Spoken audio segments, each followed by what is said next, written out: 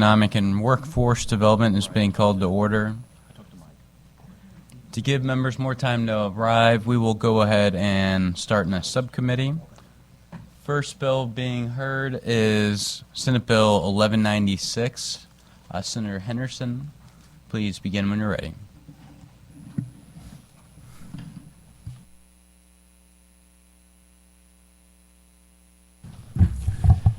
Thank you, Mr. Chairman and committee members. For the record, Mike Henderson, State Senate District 3, presenting Senate Bill 1196, which deals with implementing the workforce Pell Grants. I'm going to make it real simple for you here.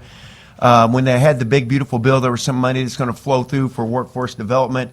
This will help us to make sure we can bring this money into Missouri and try to do it for high-paying jobs. I'll give you some examples. It directs the governor to approve a short-term workforce training programs for workforce development Pell Grants if they meet federal eligibility requirements. It requires the state workforce board to develop a process for approving the programs and integrate workforce Pell funds alongside other workforce development funding streams.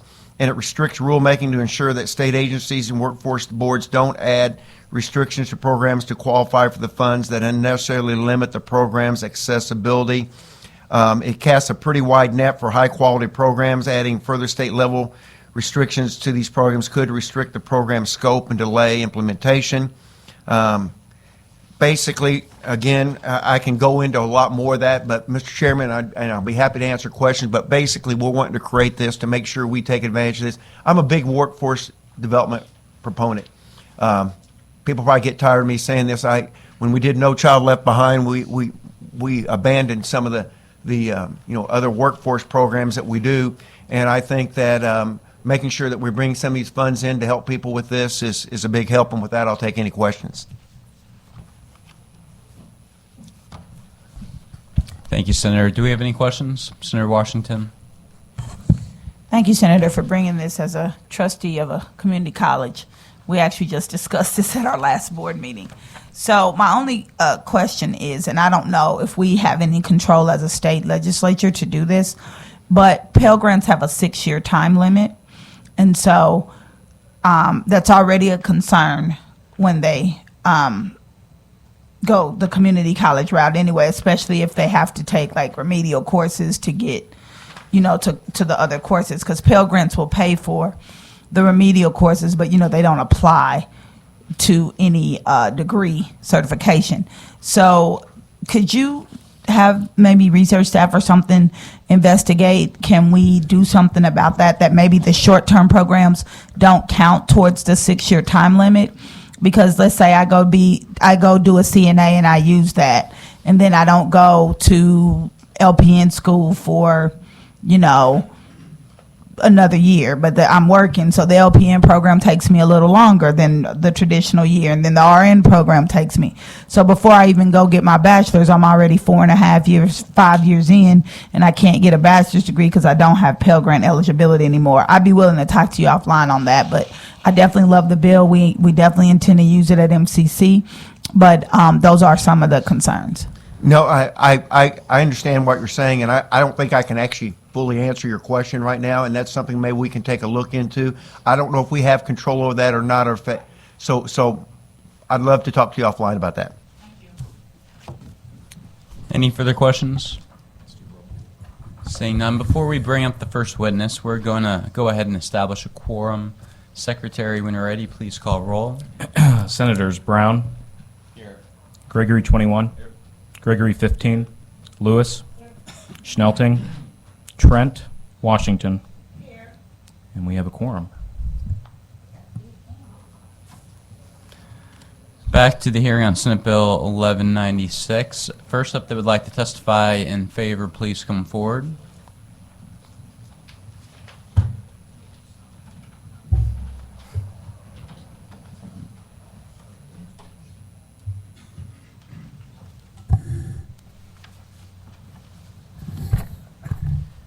Good morning, Mr. Chair, members of the committee. I'm Brian Milner. I'm the president of the Missouri Community College Association, here to testify in support of Senate Bill 1196. I want to thank Senator Henderson for sponsoring this. The work that the State Workforce Board, the Governor's Office, the Department of Higher Ed are all doing on workforce Pell is really important.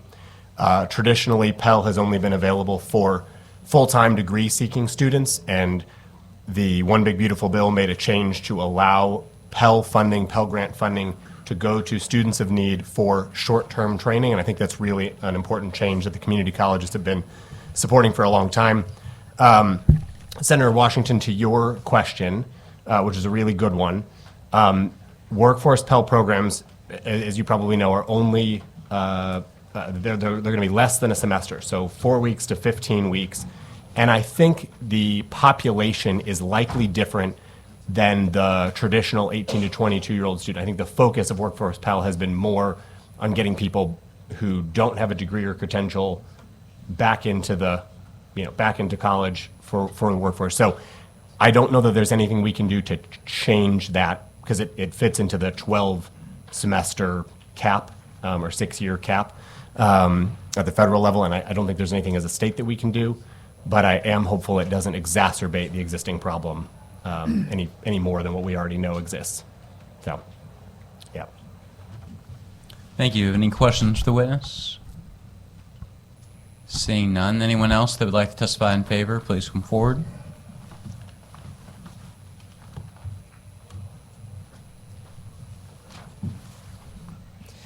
Good morning. James Harris, registered lobbyist representing FGA Action, to testify in support. We think this will help people wanting to work maybe in advanced manufacturing, getting CDLs, healthcare.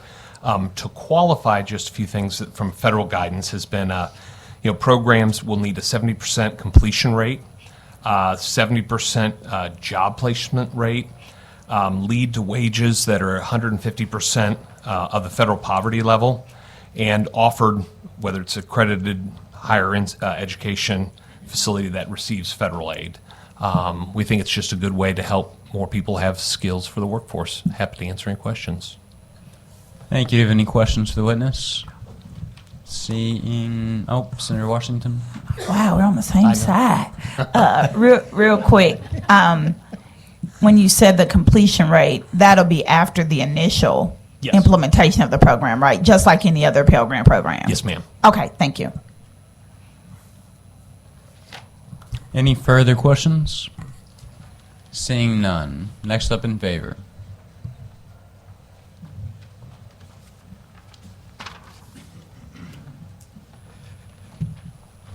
Mr. Chair, members of the committee, Chance Hepla, here on behalf of the Missouri Chamber of Commerce and Industry, just want to go on record in support of this legislation. Really appreciate the bill sponsor for bringing this forward. We believe that this will better prepare Missouri for high skill, high wage, and in-demand jobs that many of our employers and many of our members are seeking out. Workforce development tends to be one of the top issues for currently our members at the Missouri Chamber, as well as those who are seeking to move to the state of Missouri. So with that, we are very supportive of this bill, and I'm happy to take any questions. Thank you for your testimony. Do we have any questions? Seeing none. Next up in favor. Just a reminder to everyone, make sure you leave a witness form.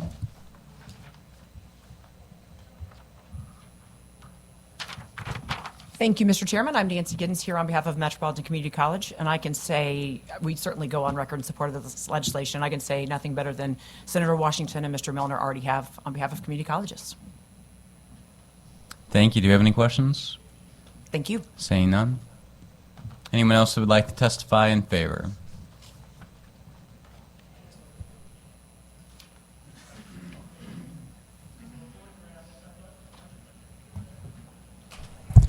Mr. Chairman, members of the committee, my name is Arnie C. ACT Donis, the public advocate.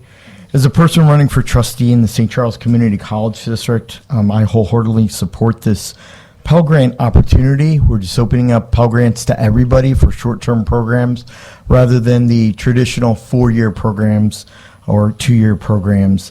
This makes a lot of sense. It seems like it would be a win-win.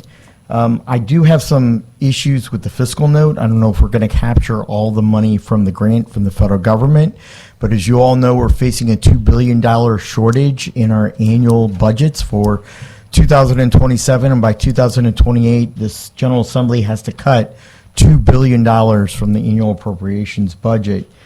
The fiscal note states $302,000 will be additional expenses and the creation or hiring of 2 new full-time FTEs, full-time employee equivalents. But I believe that Pell Grants with 4-year and 2-year institutions, the return on investment outweighs this by great amends, and it would generate taxes in the long run for Missourians. For those reasons, I support SB 1196. Thank you. Thank you. Do we have any questions? Seeing none. Anyone else in favor? Anyone here to speak in opposition? Informational purposes only. All right, Senator, any closing remarks? Thank you very much, Mr. Chairman. Thank you.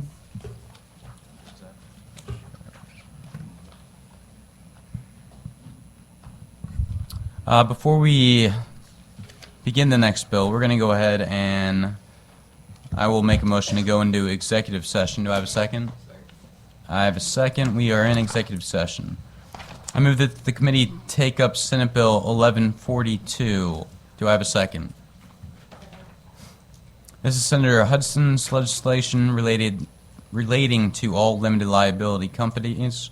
Senator Hudson presented the committee substitute last week.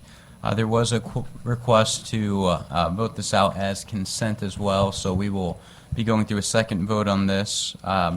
Is there any discussion on the initial vote? Seeing none. Oh, I'm sorry. I move that the committee adopt Senate substitute for Senate Bill 1142. Do I have a second? I have a second. Is there any discussion? Seeing none, all those in favor say aye. Aye. All those opposed? We have adopted the Senate committee substitute for Senate Bill 1142. I now move that the committee vote Senate committee substitute for Senate Bill 1142 do pass. Do I have a second? Second. I have a second. Is there any discussion? Seeing none, Secretary, please call the roll. Senators Brown, Aye. Gregory 21, Gregory 15 left his vote with the chair, and he votes yes. Lewis? Aye. Schnelting? Trent? Washington? Aye. By your vote of 5-0, you have voted to pass Senate Committee Substitute for Senate Bill 1142. I move to pass Senate Committee Substitute for Senate Bill 1142 as consent. Do I have a second? Second. I have a second.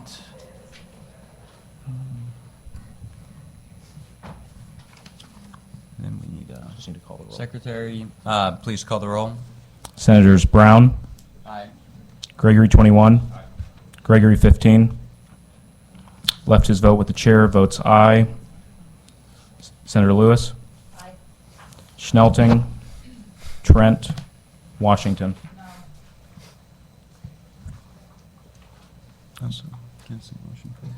So it would fail them.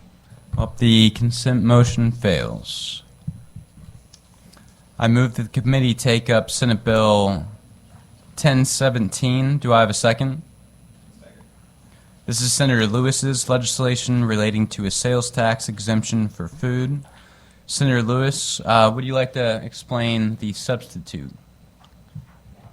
So it just, I talked about the sub in committee that it is just state sales tax only, not local. And then we worked with research and firmed it up a bit. And then the sub, it rolls in the numbers with me and Senator Coleman's.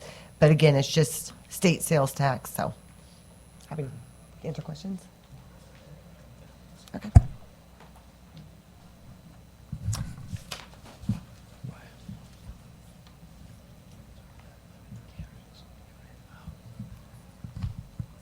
I move that the committee adopt Senate substitute for Senate Bills 1017 and 1239. Do I have a second? Second. I have a second. Is there any discussion? Seeing none, all those in favor of adopting the sub? Aye. Any opposed? We've adopted the Senate Committee substitute. I now move that the committee vote Senate Committee substitute for Senate Bills 1017 and 1239 do pass. Do I have a second? I have a second. Is there any discussion? Seeing none, Secretary, please call the roll. Senators Brown, Present. Gregory 21, Gregory 15, Lewis, Schnelting, Trent, Washington.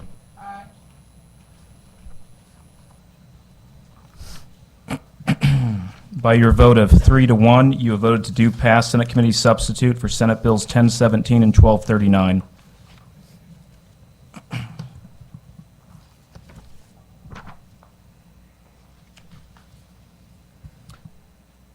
I now make a motion to move out of executive session. Do I have a second?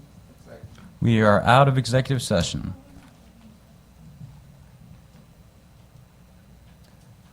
The next bill we'll be hearing today is Senate Bill 1534. Senator Nicola, please begin when you're ready.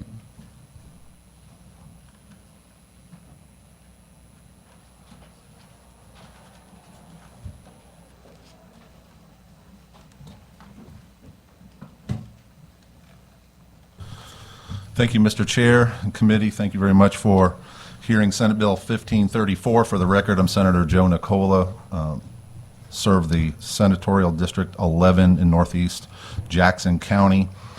Senate Bill 1534, you should have received a Senate Committee sub as well, ending in .02C. This bill is about keeping Missouri's sales tax on credit card fees simple and fair. When someone pays with a credit card, there's often a convenience fee charged by the business to cover the processing fees charged by the credit card company, up to 3%. That fee is not a product being sold, it's just a pass-through cost for the convenience of using a credit card at the point of sale. In other words, it is a fee for the extension of credit. Under current law, the sales tax base is built around gross receipts of merchandise sold. That's the total amount used to calculate sales tax. In statute, Missouri already says that charges incident to the extension of credit are exempt when determining sales tax due. The problem is that card processing fees aren't always clearly treated as part of that exempt category.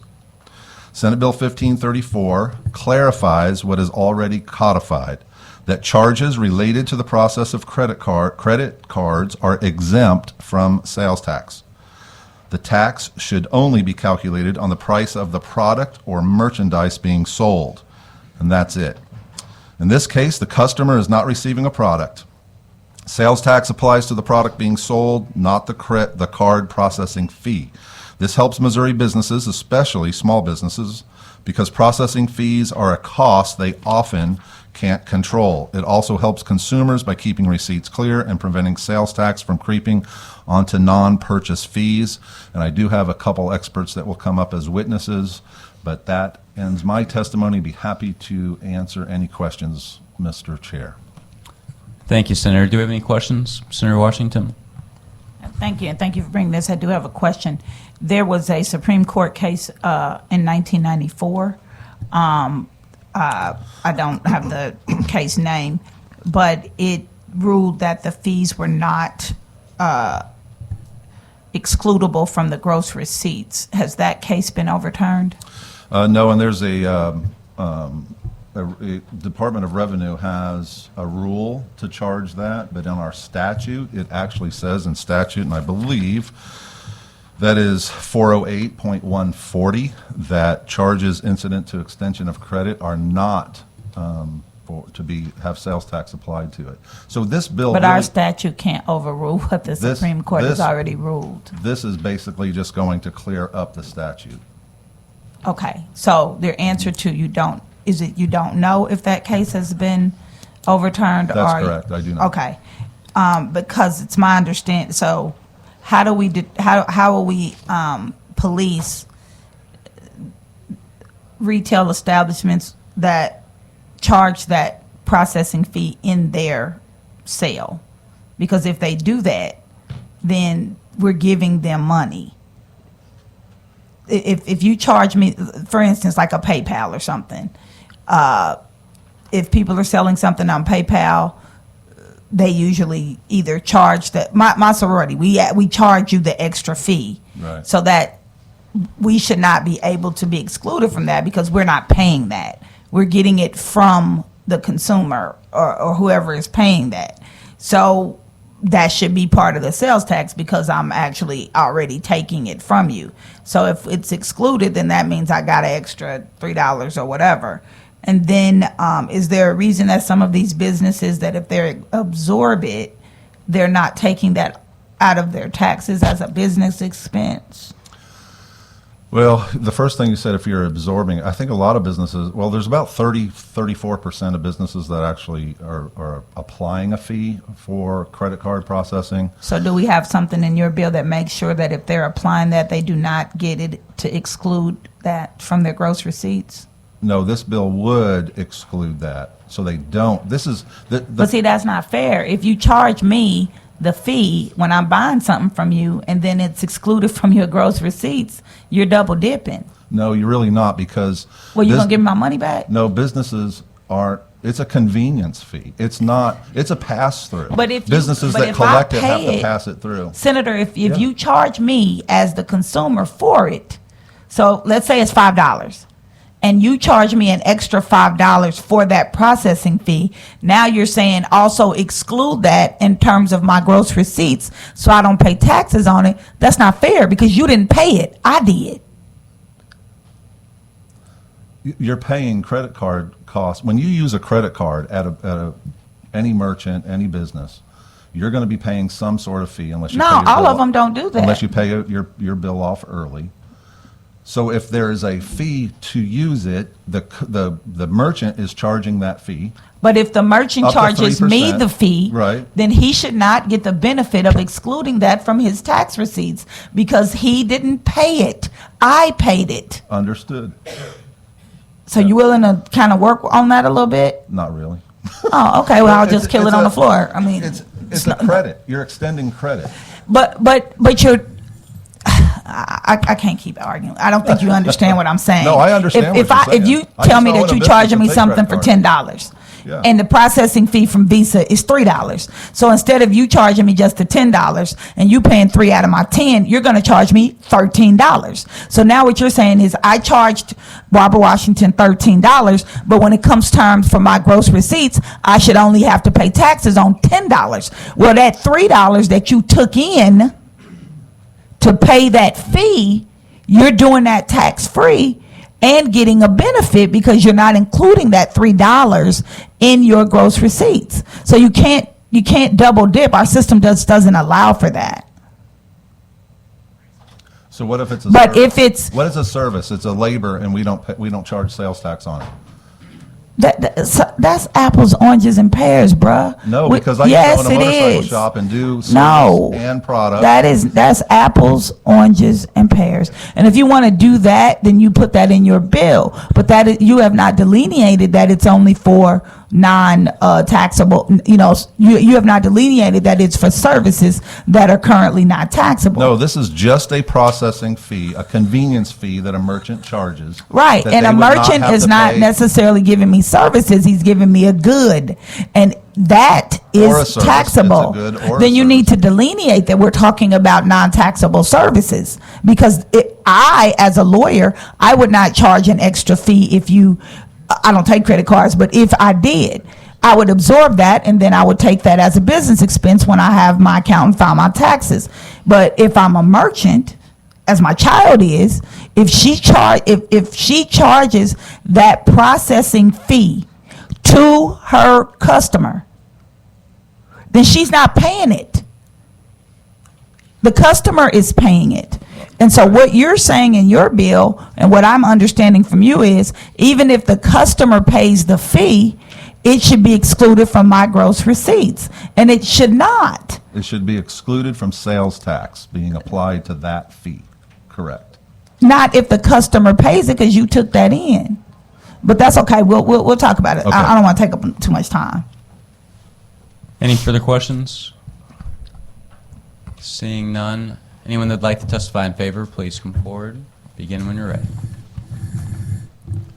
Mr. Chairman, members of the committee, Ray McCarty, President of Associated Industries in Missouri, and I'd like to just start by answering Senator Washington's question, if I might. So that older court case involved a case where someone would charge, for instance, $100, and then they only received $97 because they had a credit card processing fee. What that court case said is that entire $100 was subject to sales tax. So that we don't have any disagreement with. What the bill is attempting to clarify is something that's already law. Already in section 144.010, there's a definition of gross receipts, and that's what sales tax is charged on, is gross receipts. And then there's an exclusion from gross receipts for fees that are incident to the extension of credit. And if the only reason you're being charged the additional fee is because you've used a credit card, we believe that qualifies under that exclusion. The Department of Revenue doesn't agree with that, and they tried to issue a regulation recently. We objected to that and pointed out they'd actually issued a letter ruling a couple of years ago that said very much that if you add an additional fee on because someone uses a credit card, that is a fee incident to the extension of credit, and therefore it's excluded from the definition of gross receipts, and it's not taxable under sales tax. It's because it's not one of the taxable services that we have. So that's the bill is just seeking to make the Department of Revenue read the language that really is already there in a way that makes sense. And it doesn't conflict with the court case before, because if you're charging the $100, you're only getting $97, the entire $100 is subject to tax. We agree with that. But if you go into a place and you use a credit card, and if you pay cash, you pay less. But if you use a credit card and they charge you more, that is obviously a fee that's incident to the extension of credit. But it's not obvious. I may charge more. Okay. But let me go back to the example. Can that we you- I'm sorry. just do the proper procedure? I'm sorry. Were you finished with your testimony? Yes, and I'm happy to discuss it with you anytime. Does anyone have any questions? Senator Washington. Yeah, real Dr. quick. Knight. In the example you used of $100 and you only received 97, Yes. that is a merchant that absorbed it. That's I have correct. no problem with that. Right. But if it's $100 and you charge me 103, the merchant didn't absorb it. Well, you He need- charged me for it. Right. If you wanted to make that And tax- let's be clear on these credit card fees. Visa don't charge per transaction. They charge per gross receipts. So you might charge everybody $3, and after you got 100 people and you've got $3,000 or $300 or whatever, and Visa really only charged you $28 or $100 because that's your agreement with them, that's where I have a conflict, because I just think it's better that it's used as a business expense that you take on your taxes. And I totally understand what you guys are trying to do, but how, we're asking, how's the Department of Revenue going to be able to police that you don't take that money in and overcharge, and you still take it as a business expense that you paid? And so I'm going to be with the Department of Revenue a little bit here, because there's a lot of work that would need to be done, and probably some extra FTEs to assure that, and some policing that is done to make sure. I know merchants, first of all, not just the payment of the fees, the headache of it. There's a bunch of headache. I get it. My godparents sell a newspaper, and they went for 40 years with no sales tax on the newspaper. And when it became that, my godfather's 84 years old, so he needs some help. But I understand. I definitely I want to help my small businesses, but I want to make sure that we're doing that so that we're, one, not putting more pressure on the Department of Revenue and increasing the ability for tax evasion. Thank you. Senator, if I may respond. Okay. Sure. So generally when we see these fees, they are a percentage. They are not a flat dollar amount. I'd use the $100 if it was easy. My godparents pay. They pay. Their contract is based on how much they process. Right. And so generally that's, Process 1 to 12, it might be this amount. I get it. 12 to 100 is another amount. So Certainly. it's not necessarily if I charge every single person $3, and again, I do 100, I may not have to pay 300 for my. I get what you're saying. But the way I've seen them before has been a percentage, and usually that's the percentage that the merchant has to pay. But and it is separately charged, so it is very easy for the Department of Revenue to not tax it, as they have not taxed it up until now, except in audits. When they go in to hold a business liable, they've been trying to hold those additional amounts that they've never collected tax from the customers on. They've tried to hold the business owners subject to the tax on that extra percentage fee. And because it's already in the law that it's excluded from the tax, the business owner has not charged the customer tax on that. If the Department of Revenue were to get their way, there would be 3% charge for the additional use of a credit card plus sales tax on that extra 3%. But one of the variables that Guys, you're missing. I'm sorry, if I it's, just got if one more it's, comment. okay, if it's okay after that though, if I'm you done. could take it online, just in The for respect one for everyone variable can that you're testify. missing is, I don't know how much the merchant pays for the fee. Right. You're making the assumption that all merchants pay the same 3% for their contract, and we don't know that. That's true. So that's where I have a concern. Thank you. Thank you. Any further questions? Seeing none. Next up in favor.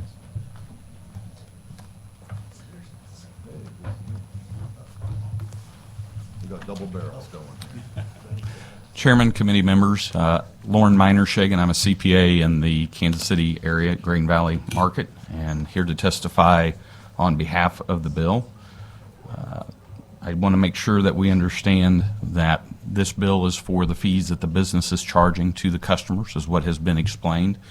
And you do have, I believe was handed out to you earlier, this particular document from Visa. And I want to clarify that Visa prohibits, as well as MasterCard, any business from charging more than the fees at which they are charged for processing the transaction. And in certain instances, they can be charged more than the transaction. And you will notice that there's a footnote on here that 3% is the max that they can charge. And they many times pay more than that. I can tell you, for example, on our restaurant clients, and I am a proponent of this and brought it to Senator Nicola to bring this through, and sometimes the sales tax is paid by the customer, but when Missouri Department of Revenue comes in and does a sales use tax audit, they look back for 3 years, and you can no longer collect that sales tax from the customer. The small business owner is left making the payment if they choose to assess that in that audit situation. So I want you to understand we do know what it is at the transaction level. You get a merchant statement at the end of the month that will tell you what those fees are, and they do prohibit you from charging more than what you have received. So I also want to go back to, I want us all to understand that nothing is free in this world. And I think many times when we use our credit cards, we think that Visa or MasterCard is giving us our rebates. They're giving us the money for free for 30 days. That is not the case. Let's say an average credit card is 18%. That's 1.5% per month, okay? Credit cards typically charge off at a rate around 6% annually. That's 0.5% per month. So now we're at 2%. Actual processing fees are 0.8, so we're at 2.8. And then if you have a Disney card, a Cabela's card, whatever, airline miles, then that's another fee for the rewards, 0.3 to 0.8, so now we're over 3%. So I think sometimes we as consumers forget that it is not Visa or the processors paying this, it's a small business owner. And they are not recovering all of their costs. They are prohibited from making money. And the way you can police that is you can take a look at their financials, see the revenues they receive and their merchant processing fees, and you'll see that they're not making money. All right, I'll pause. Thank you. Do you have any questions? Seeing none. Next up in favor. Begin when you're ready. Mr. Chairman, members of the committee, my name is David Oberfeld. I'm the president of the Missouri Retailers Association. I also represent the Midwest Retail and Grocery Alliance and the Missouri Grocers Association, and I have to agree with the accountant. It does roughly come around 3% for many small businesses. Of course, the larger you get, there's an economy of scale. Typically, this is something that the more independent, medium-sized, and smaller businesses do. Most of my larger members do not have this type of fee, but we do agree that we think the statute pretty well says that you're not supposed to tax this, and this would clarify it. I would mention that the Department of Revenue, when you get your license, et cetera, if you use a credit card to pay taxes, et cetera, the state of Missouri charges this fee to you to offset their cost. Of course, as large as they are, they get a lot better deal when they make these contractual agreements. But these contracts are all over the board on what the costs are. The bigger you are, the better you do. And I'll talk to the senator offline if she has any more questions. Do we have any questions for the witness? Seeing none, next up in favor.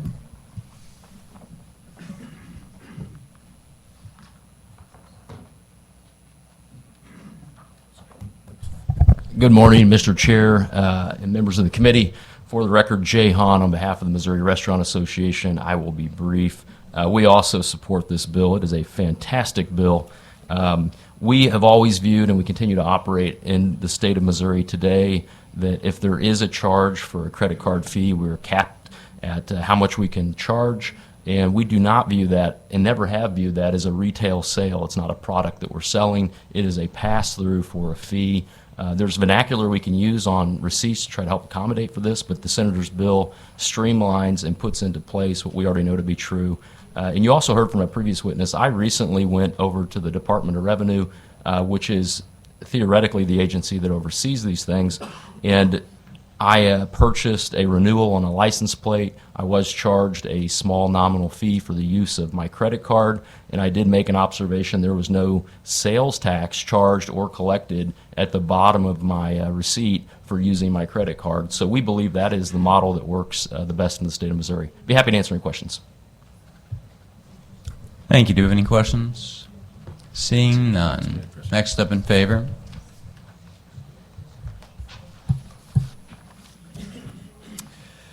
Mr. Chair, members of the committee, Chance Hepla here on behalf of the Missouri Chamber of Commerce and Industry. Nothing to add in particular from previous witnesses. We just want to go on record in support of this legislation. Happy to take any questions. Thank you. Do we have any questions? Seeing none, next Thank up you. in favor.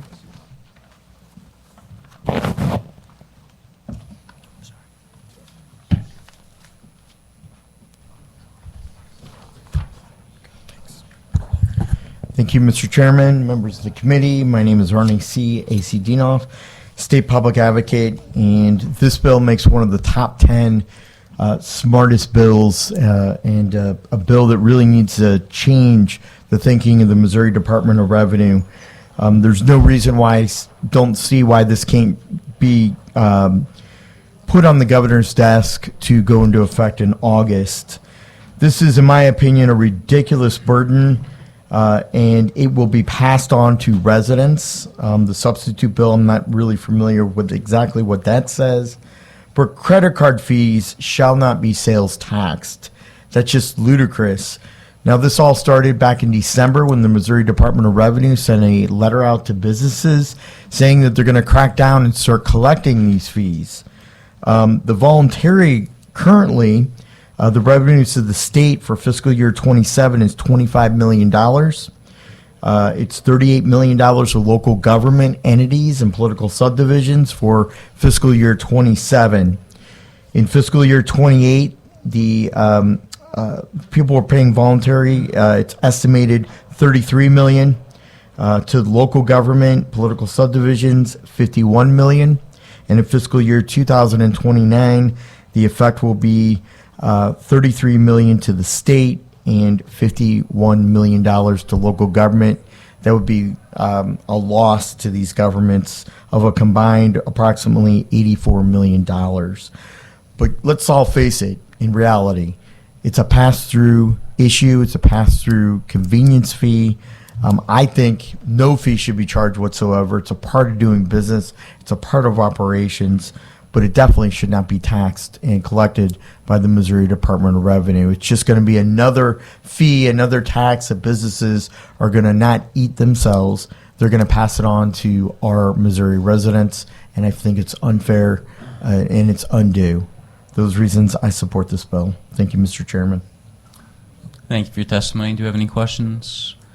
Seeing none, next up in favor. Seeing none, anyone opposed? Anyone for informational purposes only?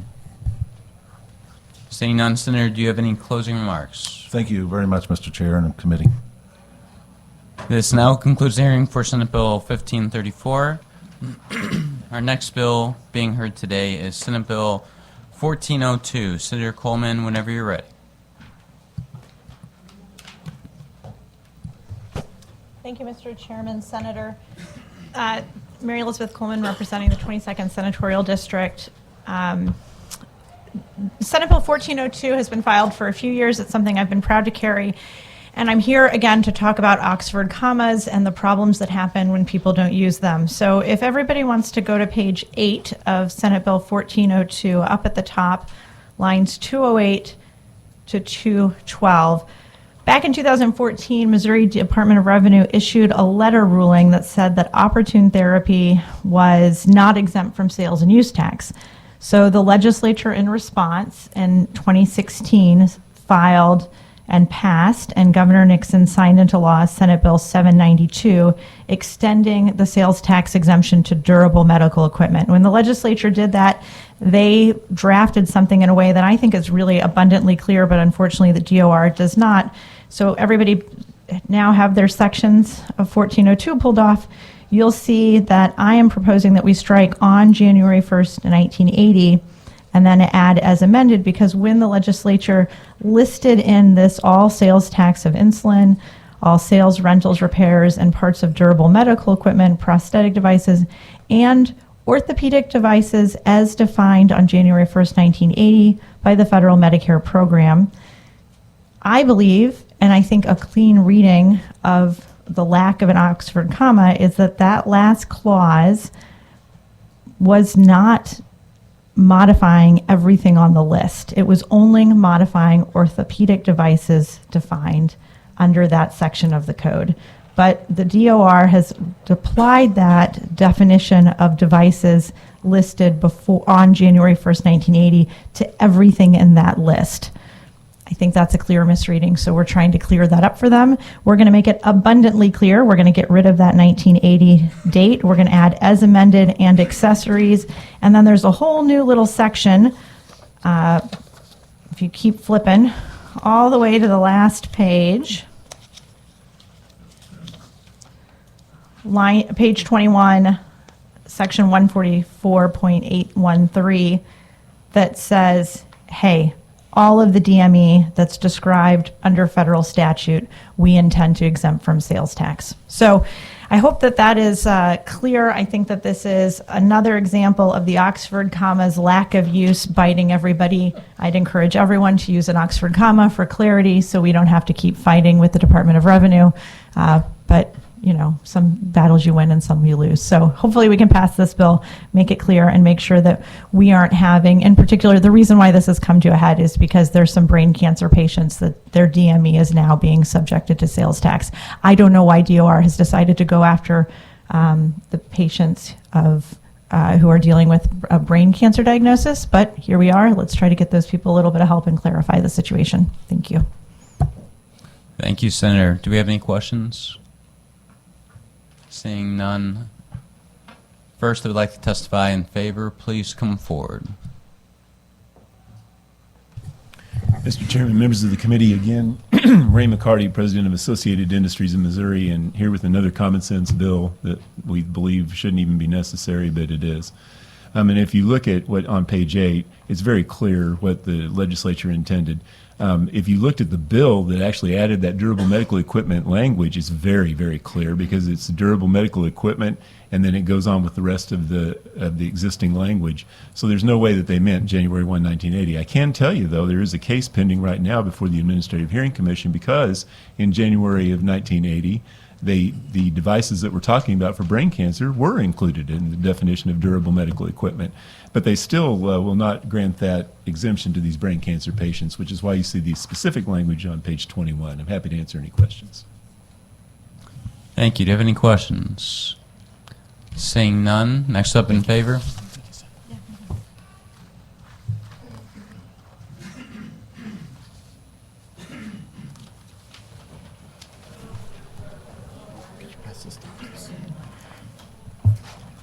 Thank you, Mr. Chairman, members of the committee. My name is Arnie C. AC Dinos, State Public Advocate. Again, this is a common sense no-brainer. It should be a nonpartisan bill. I don't think that any medical devices or things that you need to aid in a better development of your human life day to day should be sales tax or have any other state or federal taxes associated with it. I would ask this committee to abolish these sales taxes for not only this sector, but all medical devices. And in addition, if the sponsor is willing, I'd like to see an amendment to this bill, Senate Bill 1402, to also apply to eyeglasses. This pair of eyeglasses, I was charged $18 state and local sales tax, and I think it's ridiculous because it's a prescription that I need to see effectively. And so for the government to tax me as a citizen on eyeglasses is just totally ridiculous. Also, when it comes to supplies for eyes, hearing aids, I don't think should be a sales tax. That's just totally not rational and not appropriate to tax our Missourian sales tax for things that they need to make their lives enhanced. Now, the fiscal note on this that applies to the state, it would lose revenues for fiscal year 27, the amount of $573,000.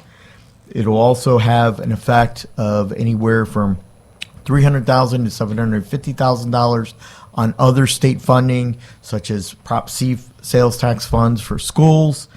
For FY28 for the state, it will be $763,000.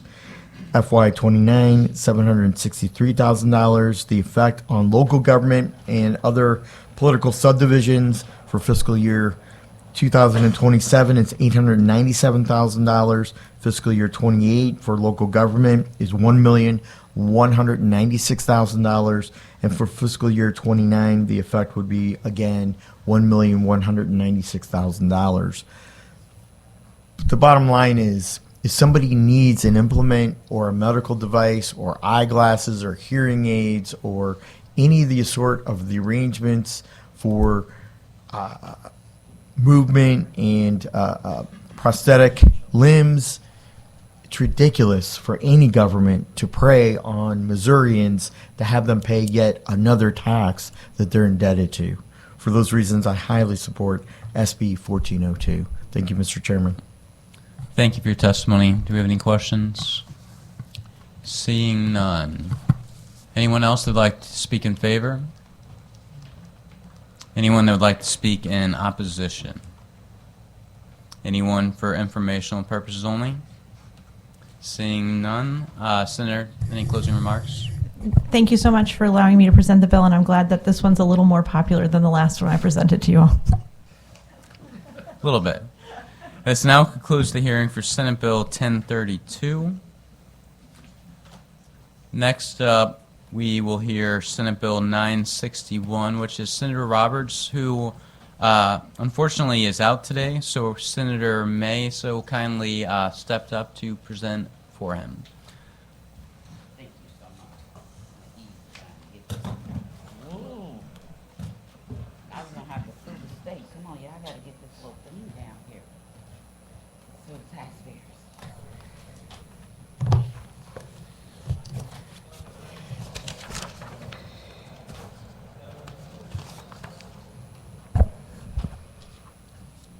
Good morning, Mr. Chair and members of the committee. I am State Senator Carla May, representing the 4th Senatorial District. Thank you for giving me the opportunity to present on behalf of Senator Roberts, Senate Bill 961, while he is on active duty. It is nearly identical to the language which was signed into law as part of House Bill 2062 in 2024, but was a casualty of a constitutional challenge to an unrelated provision of House Bill 2062. As a result of that decision, more than 250 million of projects are now facing uncertainty because they applied for and were authorized to receive tax credits under a system that has been rendered void. As a reminder, for years, Missouri's state historical tax credit program was a model for the rest of the country, but prior to the passage of House Bill 2062, that was no longer the case. At the heart of what Senate Bill 961 does is address unnecessary and intentionally overly burdensome regulatory attempts to suffocate the program prior to 2024. If we fail to pass Senate Bill 961, reviews of applications for historical tax credits risk returning to the previous problems, which resulted in delays for as long as a year and developers having to navigate state standards which did not match national standards. Senate Bill 961 ensures we protect improvements to the system, such as increased transparency and reliability provided by deadlines for responses from the State Historical Preservation Office and requiring standards match federal standards. Senate Bill 961 ensures we continue to make the state historical tax credit more accessible for small developers and rural developers, protecting the 2024 increases to historical tax credit eligibility in counties outside of St. Louis and Kansas City from 25% to 35% of total cost of rehabilitation. There are two small additional provisions that were not included in House Bill 2062 that are included in this legislation. One that increases exemptions from small projects so independent developers are not harmed by competing with the biggest developers, and a provision that increases historical tax credit eligibility for projects in historical schools from 25% to 35%.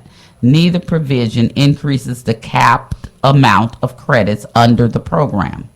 Given the risk of Missouri's developers, as well as the state of Missouri, the committee substitute includes an emergency clause. I understand their support here today to speak on the critical importance of this bill. Thank you, Mr. Chair. Thank you, Senator. Do we have any questions? Seeing none, first up that would like to testify in favor, please come forward.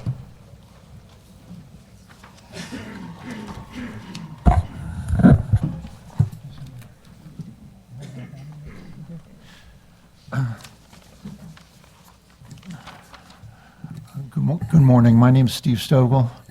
I've had different roles with the historic tax credit, from consultant to developer. I did the old post office in St. Louis, a National Historic Landmark. And I'm here today to quickly talk about the importance of the program and a specific project called Delmar Divine Phase 2.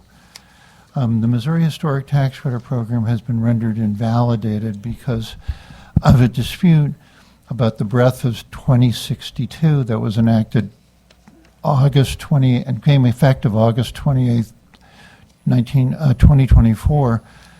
And since then, a lot of projects have advanced and are now in desperate limbo. But by way of history, I brought a map showing the 2,115 projects done in the state of Missouri since 2000 for a total development cost of over $9 billion. And that works out to about $375 million a year of development. And it's really important to understand that a historic building sitting empty, whether it's Main Street or a school with its playground, or large buildings in St. Louis and Kansas City or Springfield, are just Novocaine. They just deaden the whole area. What Missouri's done is, with this program, saved 96 projects a year for the last 20 years, created 143,000 job years. The National Trust for Historic Property has provided this map and a list of every project by city since 2000 that have been done in the state of Missouri, and I'll just leave that here to have it entered into the record. The chicken coop case, where a subdivision objected to allowing chicken coops, has caused Judge Stumpy to rule 2062 to be invalid.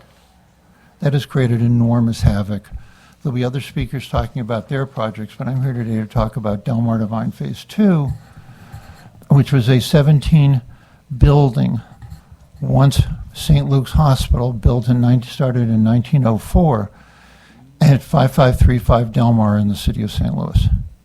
It sat there for 30 years vacant until Maxine Clark came along and tried to make it a community service facility for the whole building.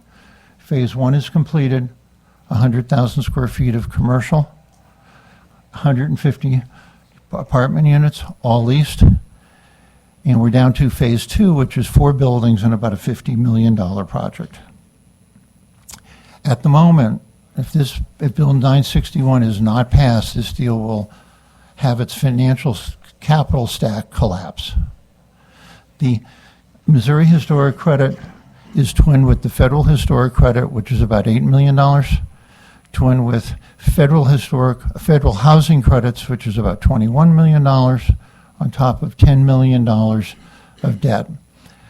When you put it all together, there's 80% of the financing that's imported into the state, about $40 million. The historic credit for this project is $10 million, and that's because the 4 buildings to be fixed are 130,000 square feet. That historic credit award was applied for in May of 25, awarded in June of 25 under the fiscal year cap of $90 million for 25. But the law under which the award was given is now invalid. There's no way that Delmar Devine Phase 2 can finance an invalid contract to get the bridge loan money, to get to completion, to earn the credit, get federal approval for the construction, and monetize it to pay off the bridge loan. The second reason, which is only $1 million problem, not a $10 million problem, that the deal would be impaired and questioned, is the 2062 had a provision that within 75 days of submitting a cost certification to DED, you could get 75% of the credit. Phase 1 took 15 or 18 months to get approved. An extra 12 months of interest on $10 million is about a $960,000 hit. So we're here to plead for emergency enactment of 961 so we can move towards a financial closing in April and be open a year after that, and finally finish the 17 buildings north of Delmar for Maxine Clark's community service facility. Thank you very much. Thank you. Do we have any questions?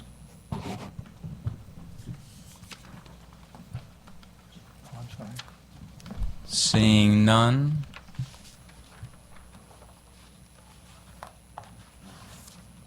Next up in favor.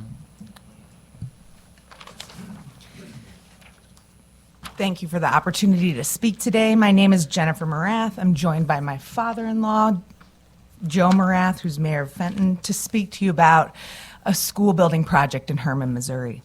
I was born and raised in Hermann, Missouri, and somewhere around a decade ago, my husband and I decided to purchase a vacant school building, a 30,000 square foot vacant school building. Yes, yes, exactly. We might have been slightly crazy, but we had visions of doing something great for the community. This building sits right in the heart of Hermann, and it has been vacant for many years. During that time of vacancy, we have sat with multiple contractors and developers to sharpen our pencil and attempt to get this project to go, and have failed. I do want to be clear that we are not failing because we have a lack of vision or a lack of community support. It is truly the financial burden of redeveloping a large historic building in a small rural community. And I apologize for my voice shakiness. I'm a little nervous, so thank you. This bill provided traction for us. It allowed us to get the building registered with the National Historic Registry and start discussions with developers that made sense, and we could see a viable path towards developing this building. Today, my husband and I are business owners in the St. Louis area with 4 small children. While I don't live full-time in Herman anymore, my parents still do and are very embedded in the community. My father is a retired police officer in Herman. My mother still works actively with a business in Herman, and it really will always be home for me. I've had the opportunity to sit with the mayor of the community and talk to him about their housing concerns, and Herman really truly does have housing concerns. They struggle to provide housing that is affordable for workers in their communities. They have people applying to their hospitals and their schools, and they are quite literally calling around to discuss with people, would you be interested in housing a nurse in your basement? Because we need housing for her. Those are things that are actually happening in this community. And so, for me, why it's so important is because I grew up in this community. I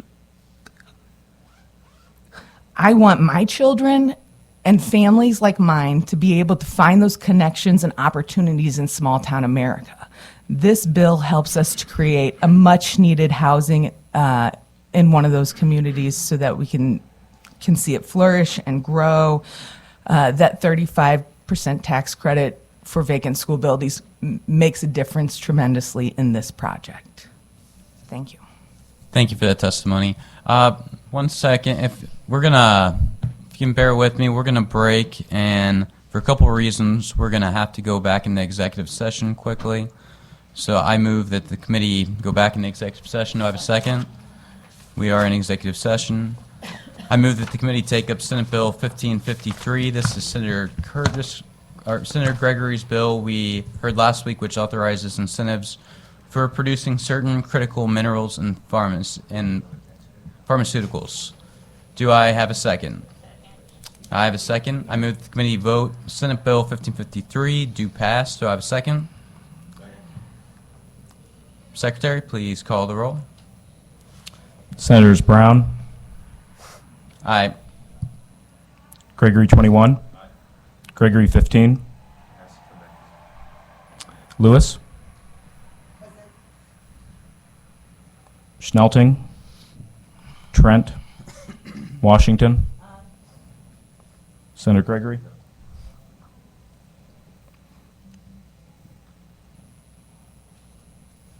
By your vote of 3-1, you have voted to do pass Senate Bill 1553. I now recognize Senator Washington, who'd like to make a motion. Yes, thank you, Mr. Chair. Having voted on the prevailing side for Senate Committee Substitute for Senate Bill 1142, I want to make a motion to reconsider the consent motion on that bill. A reconsider motion has been made. Do I have a second? Second. It has been seconded. I now make the motion to pass the bill consent. Do I have actually, well, this would be on the We have to take roll reconsideration motion. Yes. So, We have to take roll on the. do I have a second reconsideration. for the motion to reconsider? Secretary, Lewis did. please call Yes. the roll. Okay. Senators Brown, Aye. Gregory 21, Gregory 15, Lewis, Schnelting, Trent, Washington. Aye. The motion passes to reconsider. Now that I've made that motion, that has passed, I now make a motion that we passed Senate Committee Substitute Senate Bill 1142 as a consent. I think that part might be my job, but. Oh, I'm just going off what I was told. That's what I was told. You're an overachiever. I can't hold that against you. Sorry, Mr. Chair. I now make a motion to pass the bill as consent. Secretary, please call the roll. You need a second. You need a second. Okay. Aye. You have a second. We have a second. Secretary, please call the roll. Senators Brown, Aye. Gregory 21, Gregory 15, Lewis. I heard her. Schnelting, Trent, Washington. Okay. Senate Committee substitute for Senate Bill 1142 has been adopted as consent, finally. I now make a motion to exit what hopefully is our last executive session of the day. Do I have a second? I have a second. So I believe you just presented. Do we have any questions for this witness? Senator Washington. Just real quick, more of a comment. I want to commend you and your family for buying that. Are you going to require that all the people that move there speak German? Because when I was little, we would come there and there are a lot of people that still spoke German. My mother loved that about Herman. So I definitely commend you, and I hope we are able to pass this to help you all out. Thank you. Thank you. Yeah, we will be requiring that. Yes. They didn't start offering Spanish until 2001. Yeah. Thank you. Next up in favor. Just for a show of hands, who's here to testify in favor of the bill? Anyone here to testify in opposition? So in the name and time, we're gonna try to keep testimony to 2 or 3 minutes. If someone else has made the same point, maybe try to skip over that part and just focus on areas that haven't been covered already. Happy to oblige. My name is Brent Chalnemeyer. I live in Independence, Missouri, and I'm here to talk about a project that we envisioned starting in August of last year. Inglewood Theater is opened in 1949. It showed movies. It was known as KC Opry for a period of time, and Loretta Lynn, Chris Christopherson, Jerry Lee Lewis, Mel Tillis, Garth Brooks all sort of performed there. And then it closed in 2007, and it stood sort of vacant. 4 or 5 different attempts were made to purchase this sort of theater, which is located in a up-and-coming sort of area of Independence, and they came to naught. And then House Bill 2062 passed, and people saw a new way forward because the availability of tax credits were there that provide the necessary capital to renovate the building. 3 things were required. You need to be a nonprofit, you need to be on the National Register, and you need to acquire the building. So here's what's happened since August 24. The bill is signed. We formed a Missouri nonprofit. We got a letter of intent from Commerce Bank for $1.4 million in tax credits. We established ourselves as a fiscal agent with Truman Heartland Community Foundation. We got the theater under contract in January of 2025. We engaged a Heritage Consulting to get us on the National Register. August 2025, we got our 501c3. November 25th, we closed on the Inglewood Theater. And then somebody sent me an email about backyard chickens, and I really was kind of confused about what that had to do with what I was involved with. And then I came to learn Hammerschmidt and other sorts of things, an understanding of law that I didn't intend to acquire in my life, and this really significant capital disappeared. And I've sat with 7 or 8 different financial institutions, and part of our core presentation was, well, we had a capital stack and it was predicated on the availability of preservation tax credits. And they gave you the attention and some interest in your project. Frankly, this is really, really, really hard money to raise. And so I left my project yesterday. A contractor in the neighborhood put on an entirely new roof. That's wonderful. That's about $160,000. The people across the street are playing bingo every Saturday. That's nice. But what will replace $1.4 million on qualified expenses? And it may go sort of higher. So I'm just here simply to ask you to restore the preservation tax credits available to nonprofits. That made it possible. We're too small a project for new market tax credits. The idea of forming a for-profit and leasing it back to a nonprofit is too complicated for the size of the project that we have. So we appreciate your favorable consideration. Thank you. Thank you. Do you have any questions to the witness?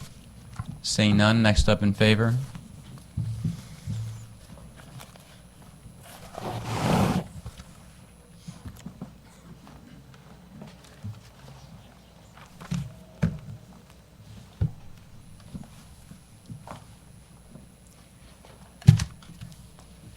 Good morning. Thank you for the opportunity to speak with you this morning.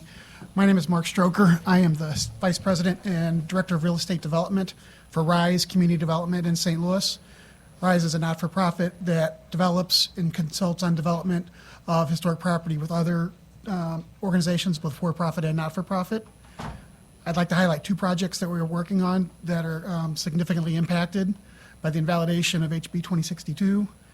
The first is Cooper House, which is owned and operated by Doorways, also known as Interfaith Residence.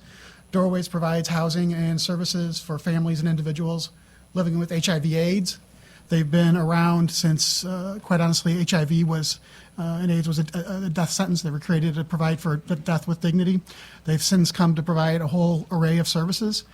Cooper House is an administrative building. It's where their prior executive offices used to be kept, but it is now where they take care of the most vulnerable, the sickest of their clients, those that need the most acute care, direct medical care, on-site medical care. Cooper House is a $6.4 million project, and it closed after the statute had become law. So the whole financial structure was predicated on the rules of the road at that time. It is about 50% complete. If there is not some kind of fix, either by way of advancing this bill or negotiating a settlement on the prior legislation, the funding is in serious jeopardy. I'm not talking just about the historic tax credits. I'm talking about other federal funding that is tied to hard deadlines, ARPA in particular. So we are waiting. We are making contingency plans, but we are in a tough spot on that project because we do not know how to proceed given the status of the pending legislation and then the prior bill. The second project I'd like to highlight is Elliott School. It is being developed by Jubilee Church. Rise is the real estate development consultant on that project. It is a $29 million, just short of a $29 million project. It is an old St. Louis Public Schools SLPS surplus property. It's 50,000 square feet. It is going to be adapted and repurposed to provide on-site medical treatment for recovery of primarily opiates, fentanyl, and other addictive drugs that have really created havoc in the neighborhood where that school is located. It's in the Hyde Park neighborhood of the north side of the city of St. Louis. That project hasn't closed yet. Again, the tax credits, the Missouri historic tax credits, are a subset of the capital stack, but we can't proceed until we know that those dollars are going to be available one way or another. And that project sits waiting to close. It has lots of other funding that's committed, again, including ARPA, that has to be spent essentially by the end of September of this year. Without the benefit of some clarity around the historic tax credit, we can't close. And the treatment and the services that Jubilee Church intend to provide at that new facility are in jeopardy. Yep. No, that's absolutely, I'm fine. No, thank you for your time.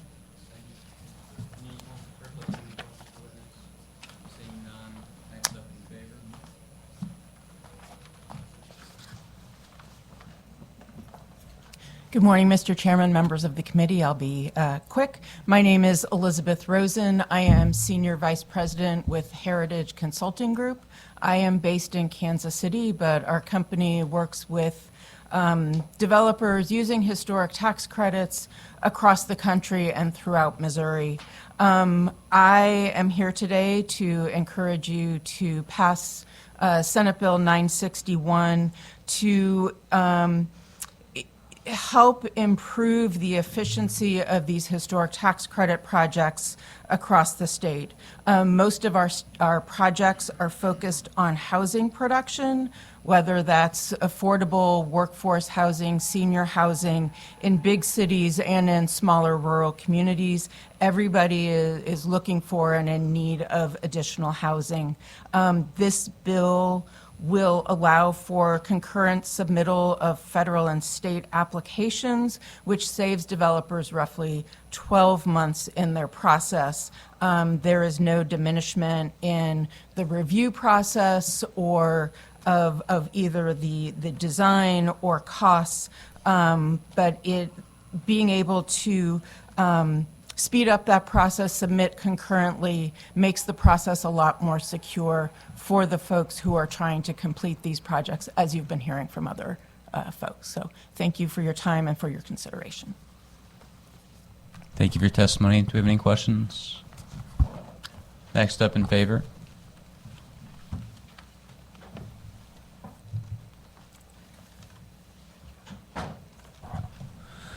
Thank you, Mr. Chairman, members of the committee.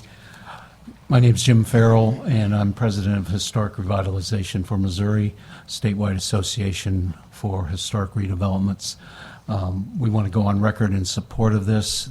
This bill is critical to move as quickly as we can. That's why the emergency clause is going to be included in this because there are literally multi-millions of dollars at stake in projects across the state. I have a list of 25 that are right here and can probably bring 3 times that many with a survey across the state. But we are very supportive of this. We need to move it quickly in order to keep these projects moving effectively. Thank you. Any questions? Seeing none. Next up, in favor.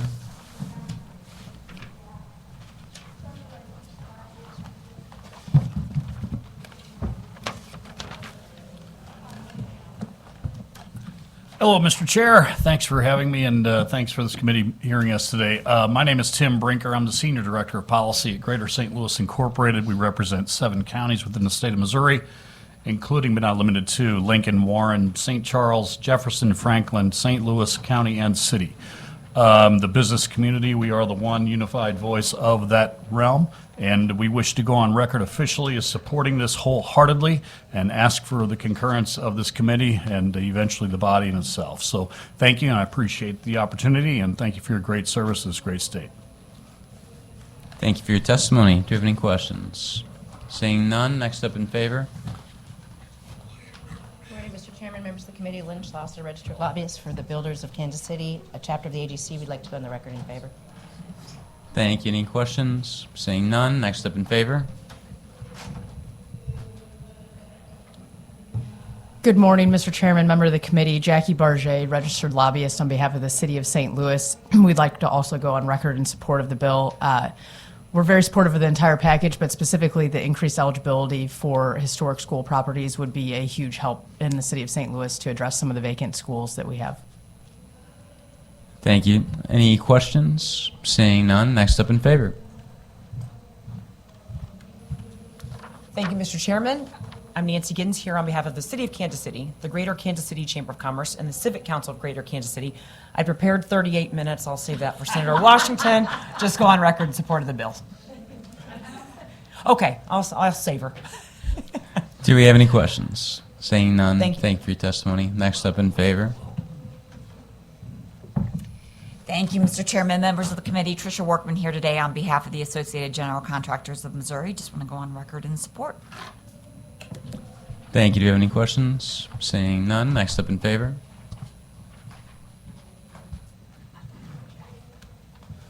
Thank you, Mr. Chairman and members of the committee. My name is Braden Pemberton, and on behalf of the City of Independence, we'd like to go on record in support of the legislation.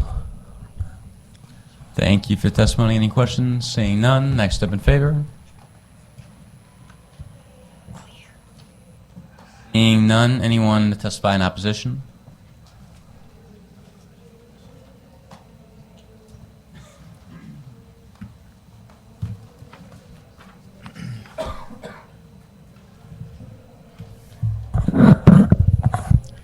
Thank you, Mr. Chairman, members of the committee. Good morning. My name is Arnie C. A.C. Dinoff, State Public Advocate. You know, government, state government, federal government, local government is not the end-all for everybody's problems and resolutions. It's time that Missourians take their boots by their straps and pay for their own initiatives and their own profitability on their own accord. Many of you on the dais, the government didn't pay you stipends or tax credits or incentives or tax abatements if you might have built your house or renovated your house.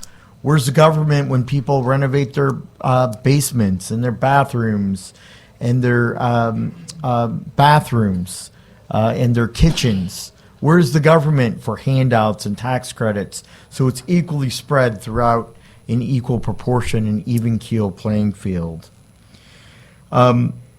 This is just ridiculous that people have their hand out. It's corporate welfare at its best. It's a personal choice that you want to make an investment in an old historic home. As a matter of fact, there's a legislative assistant on the House side that invested on her own accord, on her own dollar, in a over a century-old home, and they put tens and tens of thousands of dollars in the renovation and love into that house. It's a personal choice. It's not about a handout. It's not the obligation of state government to help people to build or to renovate and then make a profit off of the properties.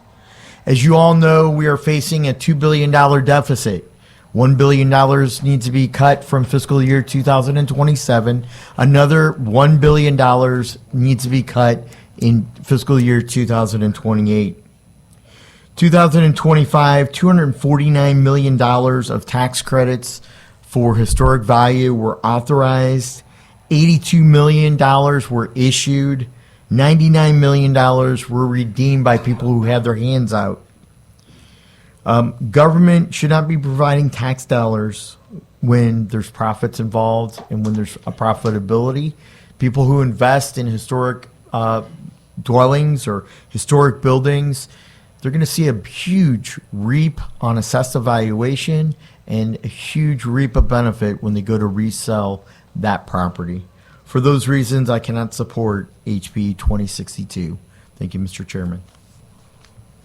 Thank you. Do you have any questions? Seeing none. Anyone else to testify in opposition? Anyone for informational purposes only? Seeing none, this now concludes the hearing for Senate Bill 961. With no further business coming, Senator, did you have any closing remarks? I apologize. Thank you so much. Thank you. With no further business coming before the committee, I make a motion to adjourn. Do I have a second? We are adjourned.